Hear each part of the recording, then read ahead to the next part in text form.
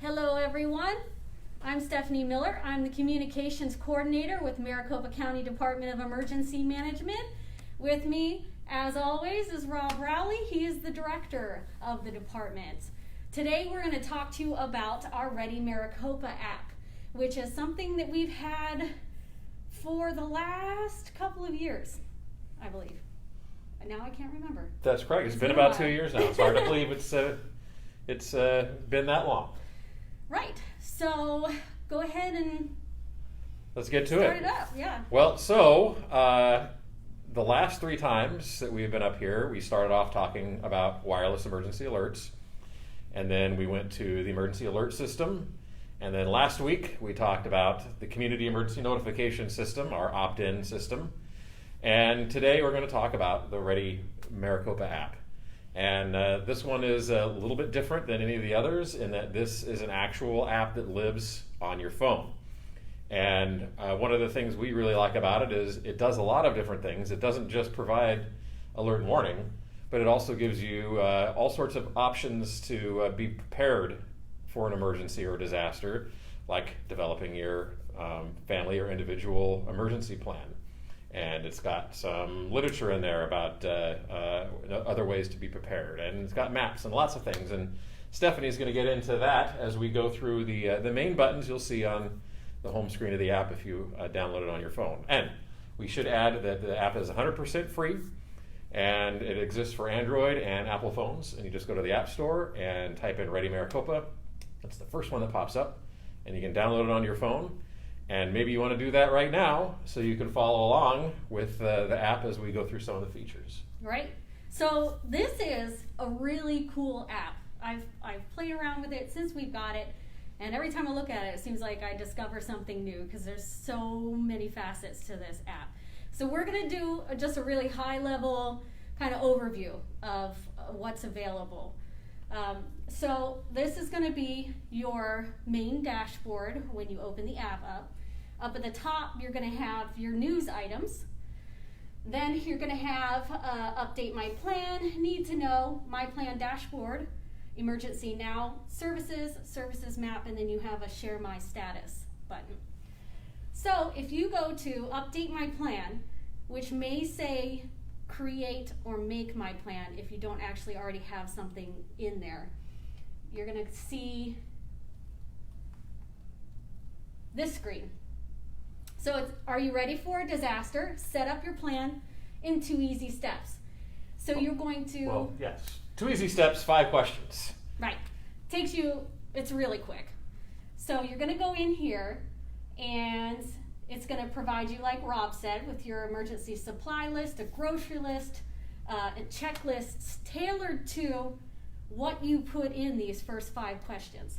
And what we really liked about it when we saw the demonstration of this app, and one of the things that really factored into us wanting to buy this app so it'd be available to Maricopa County residents, was this 5 basic question rudimentary emergency plan that you can create super easy. You may have seen stuff before from some Ready.gov or FEMA or the Red Cross where the plans are very complex.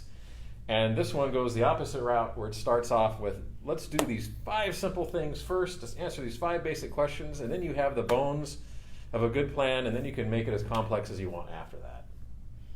Right. So once you start this, your first question is going to be number of people in your household. So you're going to have adults and children, and honestly, I forget what that one is. You scroll down, and it's not pets, because pets is the next one. So you're going to put in the number, you're going to move on, you're going to tell it, any pets that you have in your house. So cats, dogs, birds, other, and then you're going to select a pet buddy. So that is someone that you trust to take care of your pets if you're not home, if you're not able to. And why do you want to plan for that? Well, we've seen it all the time where, for one, most people are not going to evacuate and leave their pets there. They're going to take your pets with you. But 2, if you need to go to a shelter, or a hotel or somebody else's house, there may not be accommodations for your pet there. And wouldn't you rather have something set up ahead of time with a trusted individual that you could leave your pets with, as opposed to trying to put it up in an emergency pet shelter that they may set up out in the field or the Humane Society or somewhere. It'd be a lot better to have something set up in advance, nice for your pet, and it'll take a lot of stress off of you in a very stressful situation. Next, we have your emergency meeting place. So you're going to designate a place outside your home where your family will meet in the event of an emergency.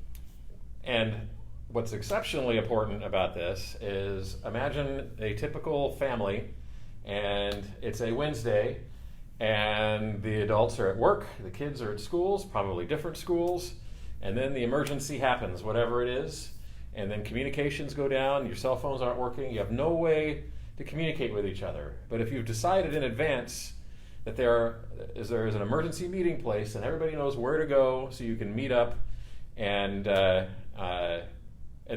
respond how you need to at that point. But a place where you can all get back together. Next, we're going to have your out-of-town contact. So that is, we always suggest having an out-of-town contact that you can call if your family needs to meet up, or if you need to share information with somebody else in your family. You can use that outside contact where they're not going to be in the emergency area. And here's an interesting factoid about why an out-of-town contact is also important. Is oftentimes when there's a big emergency or disaster and you can't make calls in the local area because everybody's trying to make calls and the phone system is overloaded, oftentimes you can make a long-distance call because it uses a separate system, and you might be able to get your call through that way and get emergency information out to an out-of-town contact who in turn can let the rest of your family know that you're okay or you need help. I did not know that. Rob is full of information. Lots of knowledge nuggets. The next one is going to be your status update. So this is where you're going to pull any contacts. So when you hit add contact, it'll go into your phone contacts list and pull, you basically will select them and it will pull them in here. So you're going to set this up. When you hit share my status, this is the people that are going to get your status. So that one click, tell them you're okay or tell them you need help, that's who it's going to go to. And I want to stress, with all of this information that you're putting in these 5 questions right now, none of this information is stored on an outside server. This is stored just on your phone. So nobody has access to this information. So if you get a new phone, you'll have to download the app again, and you'll have to go through this process again because it's just stored locally.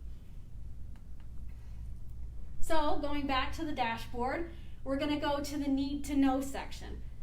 And before you do that, just remember that after you answered that last question and you hit that generate my plan button, your plan is done. That's it. 5 questions, you now have the makings of a basic emergency plan, which puts you 100% further along in your personal or family emergency preparedness than you were before you started. Right. So the need to know section is just a bunch of different other added materials that you can look through to help you prepare. So preparing for people with functional needs, disaster recovery, preparing children for disasters. So that's all just some extra information in there.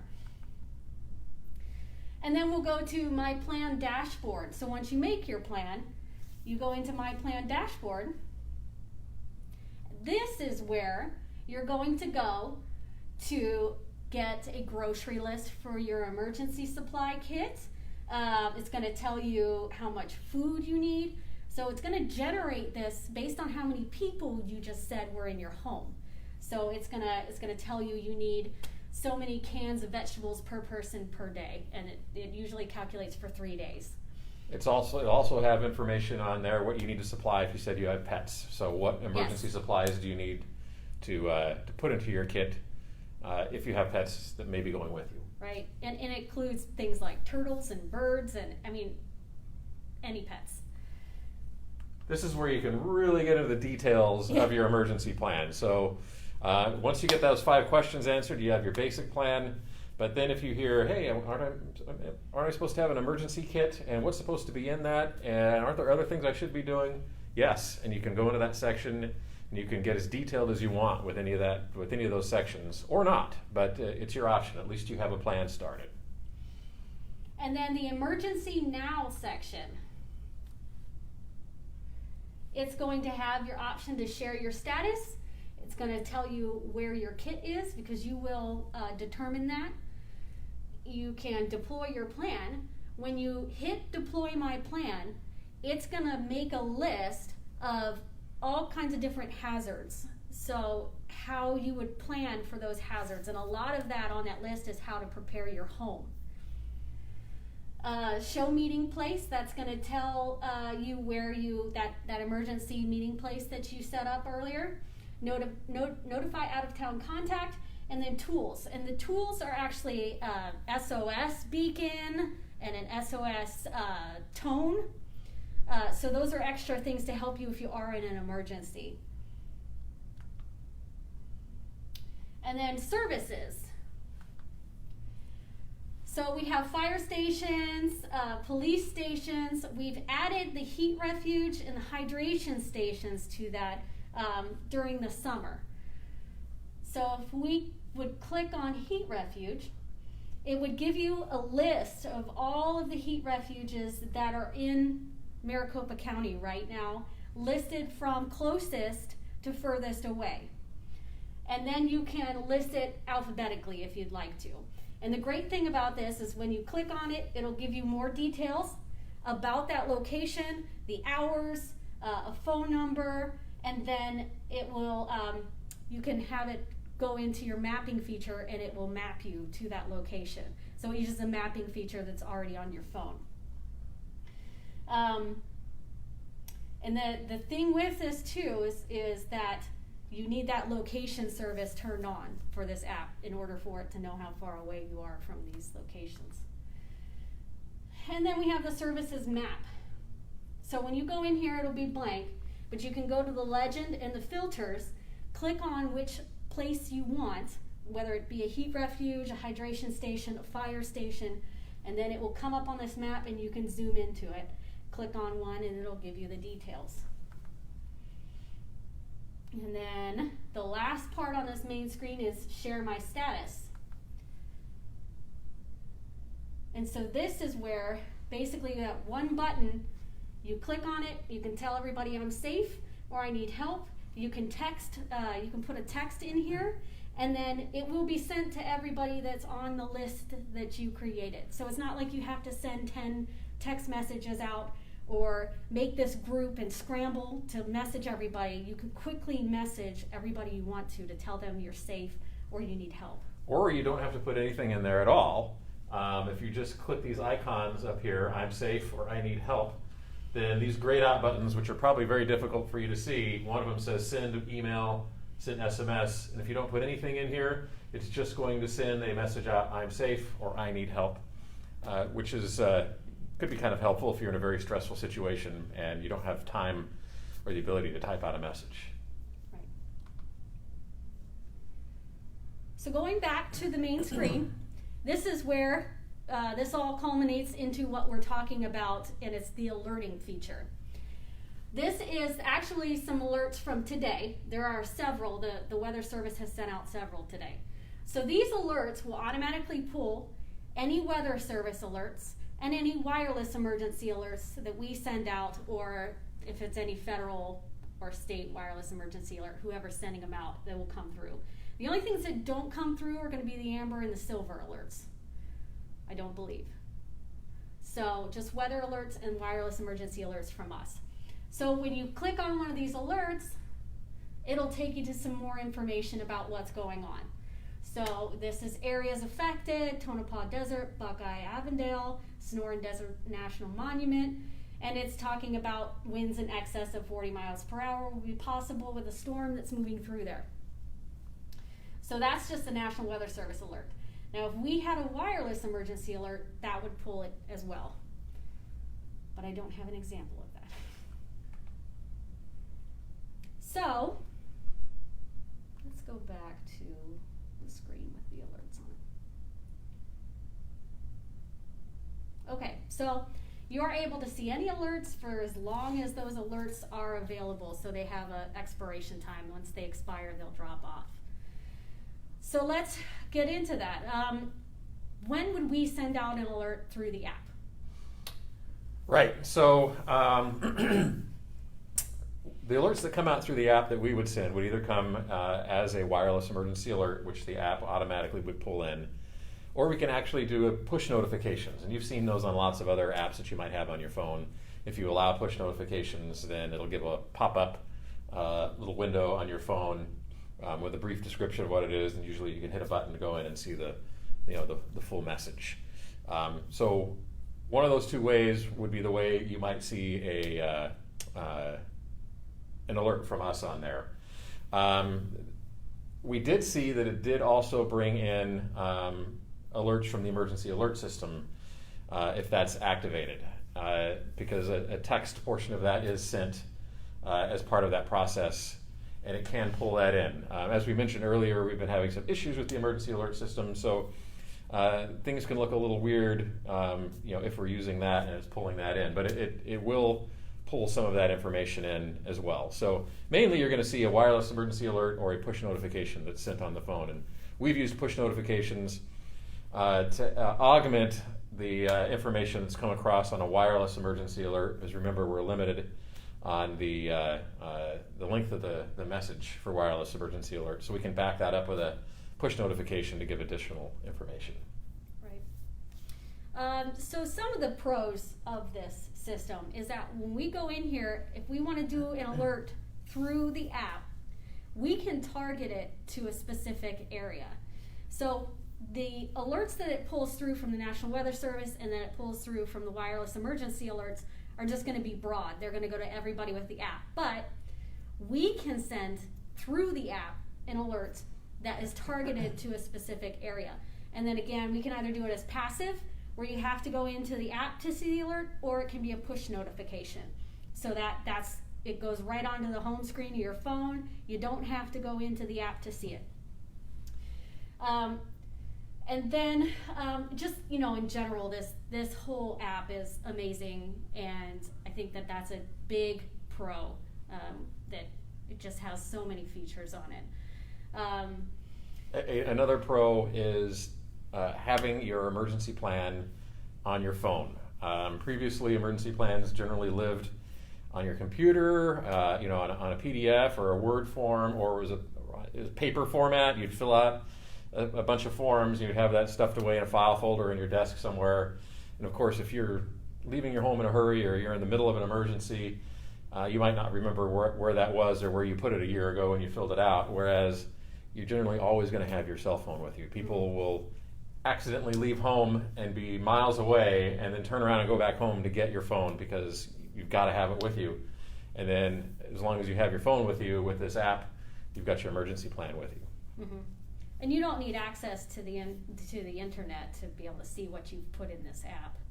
Right. Any of the information you put in is all available offline. So, obviously, the online services won't work if you're trying to send it a text message or an email, but you can certainly access all of the data that you put in there for your emergency planning without access to the internet at all. And then, so you can either go into the app and choose what language you want, or the app will download in the language that your phone is in. So if you're one of our Spanish speakers and you have your phone set to be in Spanish, when you download the app, it will download in Spanish. And it does also allow you to manually switch back and forth if you go into the menu. So something else you can do on there. Yeah. And then some cons and some things that we've learned through this season of sending out alerts is that the wireless emergency alerts that it pulls in are not quite coming in like they should, and they're coming in very generic. But we are sending out a secondary alert through the app to fill in that gap, to give you the information that's not coming through with the wireless emergency alert. Yeah, that's now part of our alerting process, so that we know if we're sending a wireless emergency alert. We also send a push notification via the Ready Maricopa app as well, so that you'll get that additional information if it's not pulling in all the wireless emergency alert information like it should. We've notified the app developers on that. They say this is something they're working on. Remember, if you go back to our very first segment on this, on wireless emergency alerts, that's our newest technology. There are still improvements being made, and there's just a lot new with that, and it's now being used a lot, so they're finding a lot of things to fix and make better. So eventually it'll be the way it needs to be, but in the meantime, we're working through it. Mm-hmm. And then what else have we learned? Well, it's because the alerts come in location-based. In this case, unlike wireless emergency alerts, the app does use your phone's location services. So sometimes that can cause a decrease in battery life, although that's getting better and better. If you have a much newer phone, that tends to cause less and less of a drain on your battery. Right. Now remember, we don't know where you're at. The app doesn't tell us where you're at, and nor do we have any of your information, but the app does know where your phone is, and when we draw the push notification alert map, the polygon on the map, then it's going to notify you based on whether or not your phone is within that polygon. Right. Remember, wireless emergency alerts, it's not based on, it doesn't know where your phone is, it lights up the cell towers in the area that we want to alert. And then if your phone travels into that area, it will go off. This one, it's using location services, you know what that's all about. Right. So it's GPS stuff. Yes. So that's why you would want to keep that location service on. You need it. This app needs it. A lot of other apps you can turn those off, but that will decrease your battery life a little bit.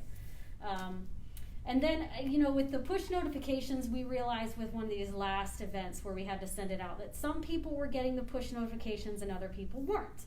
So we reached out again to the developer to find out about this. So that is still in process with trying to make sure those push notifications are going out.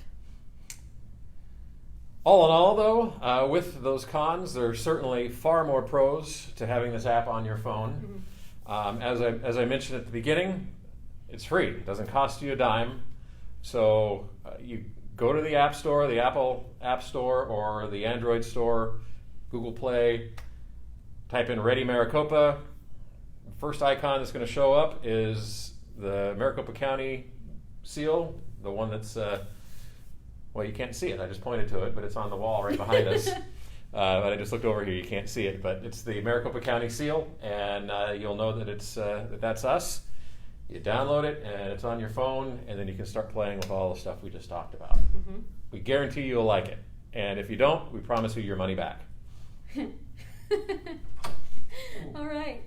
So that's all I got. I'm sure I've forgotten something, but we will fill you in the comments if there's more that we think of. Right. There's a new comment just came in. This one is from Mary D. Do you coordinate with the state or any of the cities? And if it's a local alert, if it's solely within our jurisdiction, that's generally, we will coordinate with any of the affected jurisdictions. If it's a large emergency, obviously we bring the state in on what we're doing to let them know what we're up to. But local alerts are part of the local authority, so we make the decision on whether they go out and where they go. So we always cooperate with our state partners, but in some cases, if it's just a local matter, then that's not always necessary. All right. That's the last of our questions on there. Okay. Well, if you have any more questions, everybody, just type them into the comments and we will answer them for you. Other than that, I think we're done for this one. All right. Any final thoughts? Are we doing one next week? We are doing one next week. Last one for the month. That's going to be on social media and all of our social media platforms that we have, especially Nextdoor, which is another platform we can send you a direct alert through. Well, and all just in the nick of time, we're having our first real monsoon season day. So it's going to get started. We've already seen lots of thunderstorms out there. Great time for you to get this app on your phone and get your family emergency plan started and be more prepared as the season unfolds. Active time of year for us, so be ready, whatever happens. And we know 2020 has been quite the year, so yes. I definitely, if you're not prepared already. This is the year to do it. Yes. All right, everybody, thank you. See you next week.